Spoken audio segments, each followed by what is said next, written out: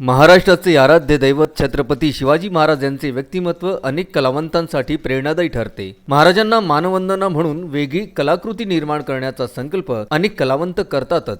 असाच एक संकल्प अकोल्यातील अष्टपैलू कलावंत दीपा शर्मा यांनी केला। चक्क कॉफीचा वापर करून छत्रपती शिवाजी महाराजांची पूर्णाकृती प्रतिमा कागदावर साकारली आहे। बिहारमधील मधुबनी मोगल काळातील मानकरी, उत्तरांचलची ॲपन आर्ट, छत्तीसगडमधील गोदना, पाश्चात्य देशांमधील लोकप्रिय पॉप आर्ट यासोबतच मंडाला कलेचे तिन्ही प्रकार सौरा, वारली, म्युरल, रिपन, क्ले प्यारा अशा सर्व कलांमध्ये दीपा शर्मा यांचा हातखंडा आहे। केरळमधून आणलेल्या नैसर्गिक कॉफीच्या मेहंदीसारखा लगदा करून मेहंदीसाठी वापरल्या जाणाऱ्या कोनाच्या माध्यमातून त्यांनी महाराजांची प्रतिमा साकारली। अशा प्रकारे कॉफीचा वापर करणाऱ्या त्या एकमेव कलावंत आहेत हे विशेष। महाराजांचा पेहराव, जिरेटोप, शस्त्र या सर्वांसाठी कॉफीच्या विविध शेड्स तयार करून त्याचा वापर केला। अशा प्रकारे तयार झालेली कलाकृती सुद्धा एकमेव ठरली आहे। ॲडमिट पेपर, नैसर्गिक रंगांचा वापर यावर त्यांचा सर्वाधिक भर आहे। प्रत्येक कलाकृती साकारताना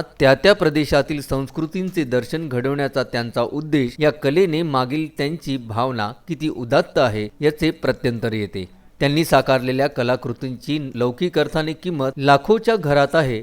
मात्र या कलाकृती विकण्यापेक्षा त्यांचे प्रदर्शन भरून देशभरातील संस्कृतीचे सोबतच या कलांचे दर्शन नव्या पिढीला व्हावे असे त्या सांगतात। ओडिशा राज्यातील सौरा आणि महाराष्ट्रातील वारली या दोन कलांचे वजन करून दीपा शर्मा यांनी अनेक कलाकृती साकारल्या आहेत। आदिवासी संस्कृतीच्या वाहक असलेल्या या दोन्ही कलांमध्ये बरेचसे साम्य असले तरी त्यामधील प्रमुख वैशिष्ट्ये यांचा अभ्यास करून दीपा शर्मा यांनी निर्माण केलेले फ्युजन हे नव्या कलेचे बीजारोपण करणारे ठरले। रेशमी धागा, गोंद यांचा वापर करून दीपा शर्मा यांनी साकारलेल्या मिश्र आर्ट कला प्रकारातील अतिशय मनमोहक ठरले आहेत। 3D कलेचा भास व्हावा अशा दर्जाच्या कलाकृती सुईचा वापर न करता केल्या आहेत। निर्जीव दगडांमध्ये जिवंतपणा आणून त्या माध्यमातून विविध संदेश देणारी टेबल आर्ट ही कला परदेशात मोठ्या प्रमाणात विकसित झाली। या कलेला मंडळाला आर्टची जोड देत दीपा शर्मा अनेक दगडांना शोभिवंत केले। मंडळाला आर्टमध्ये त्याच्या आत काढला आहे। प्राचीन काळात मंदिराच्या घुमटावर आतून अतिशय बारीक कलाकुसर या कला प्रकारात असते। कोणत्याही प्रदेशाची कला ही त्या प्रदेशातील संस्कृतीची वाहक असते। वारलीचे नियोजन करताना या दोन्ही संस्कृतीचा अभ्यास केला तर पाश्चात्य देशातील पॉप आर्ट हा वेगळा प्रकार हाताळताना ही त्यामागील भावना लक्षात घेतली। अशा आर्ट वोकल